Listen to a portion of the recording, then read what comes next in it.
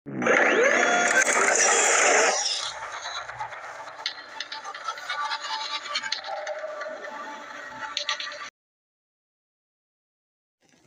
everyone, all of you know today we will learn about the chapter number 8 of the class 5th EVS book, The Unique World of Insects and Animals.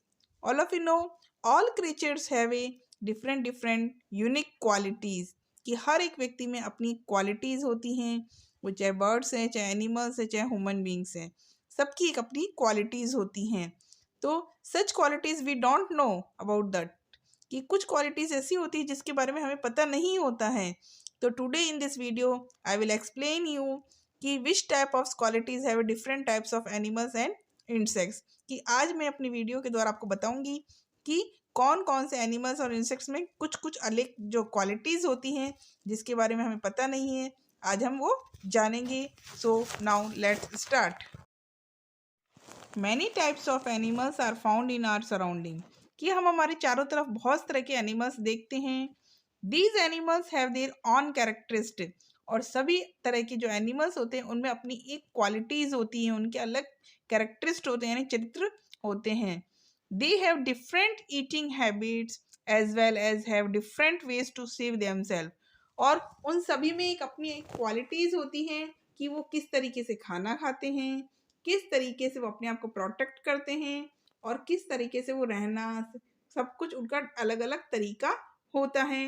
किस तरह से वो अपने आप को सुरक्षित कर पाते हैं, सबका एक अपना तरीका होता है. These animals have their own different ways to find and reach their food. और सभी एनिमल्स का एक अपना तरीका होता है जिसके की द्वारा वो अपने फूड को प्राप्त करते हैं, अपने फूड तक पहुंचते हैं. कि उन्हें पता होता है कि हम किस तरीके से अपना भरण पोषण कर सकते हैं, किस तरीके से वो अपना खाने तक प्राप्त कर सकते हैं, पहुंच सकते हैं. तो सभी जो एनिमल्स हैं उनका एक अपना अपना तरीका होता है. Now we see about the different types of insects.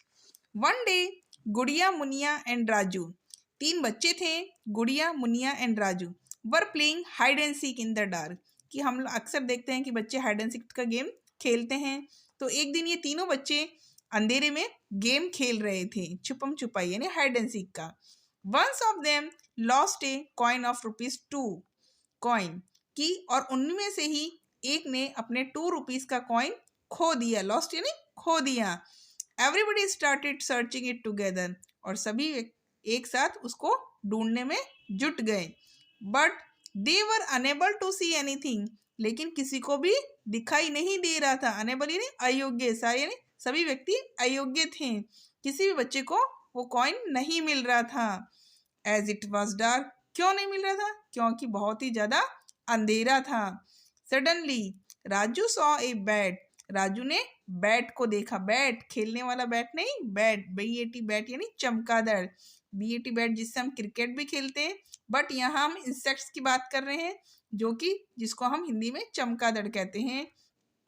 Which was flying very fast. आपने भी शायद कभी चमगादड़ देखी होगी जो कि बहुत ही तेजी से दौड़ती हैं यानी फ्लाइंग करती, उड़ती हैं.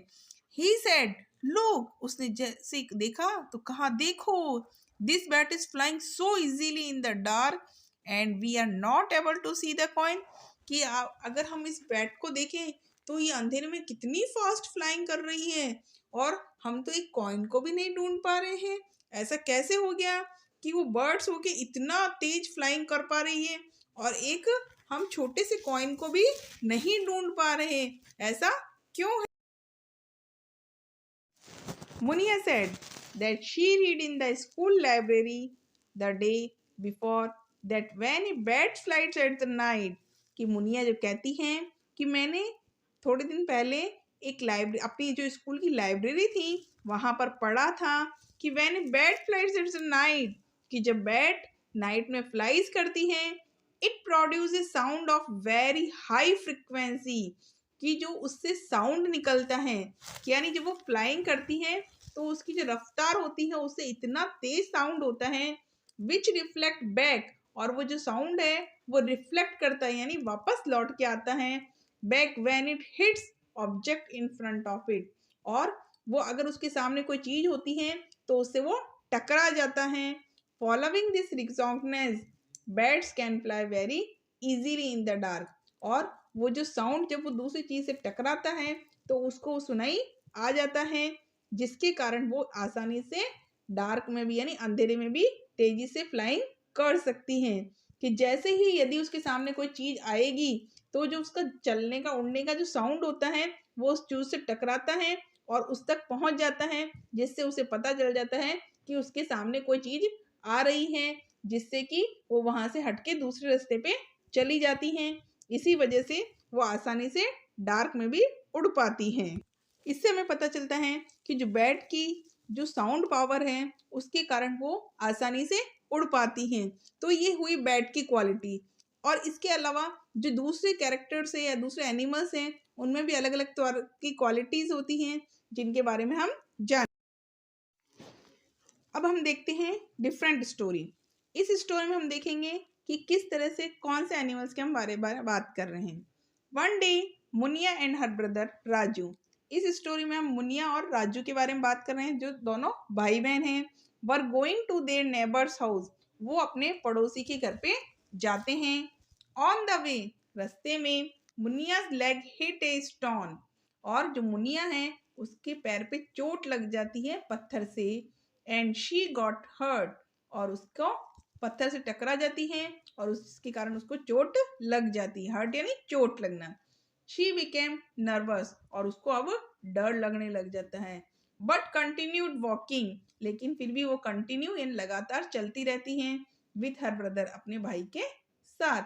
Just then a dog tied with a chain on their neighbours door.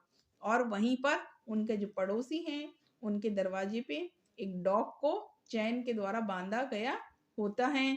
Started barking at her. और वो उसके ऊपर भौंकने लग जाता है। बार्किंग यानी भौंकना। Raju told her that dogs always bark at strangers. Raju कहता है कि जो डॉग है वो हमेशा अजनबियों को देखकर भौंकने लग जाते हैं। And do not allow them to enter. और उन्हें कभी भी वहां आने नहीं देते हैं। They have a very strong sense of smell. कि उनके अंदर जो सेंस ऑफ स्मेल है वो बहुत ही स्ट्रॉन्ग होती हैं। तो इस तरीके से हमें पता चलता है कि जो डॉग की जो सेंसिंग पावर है यानी स्मेल करने की जो पावर है बहुत ही स्ट्रॉन्ग होती हैं।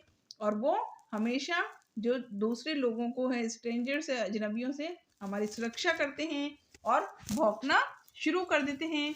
और आजकल आप देखेंगे कि पुलिस वगैरह जो द्वारा है इन्वेस्टिगेशंस के लिए भी डॉग वगैरह का यूज़ करती हैं जिससे कि थीफ को आसानी से पकड़ा जा सके।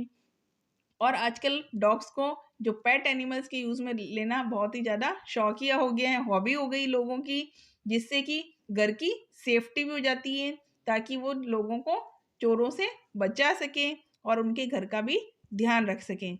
तो हमने इसमें देखा कि जो बैट थी उनकी जो साउंडिंग ईयर पावर थी वो बहुत ही स्ट्रॉन्ग थी। और जो डॉग था उसकी सेंस ऑफ स्मेल थी बहुत ही स्ट्रॉन्ग थी। I hope you like this video. अगर आपको वीडियो पसंद आई हो तो प्रेस द बेल आइकॉन। और इसकी जो सेकंड पार्ट है उसके बारे में उसके बारे में भी हम नेक्स्ट अलग अलग क्रिएचर्स के बारे में जानेंगे। So don't forget to see part second of the chapter number 8। Thank you.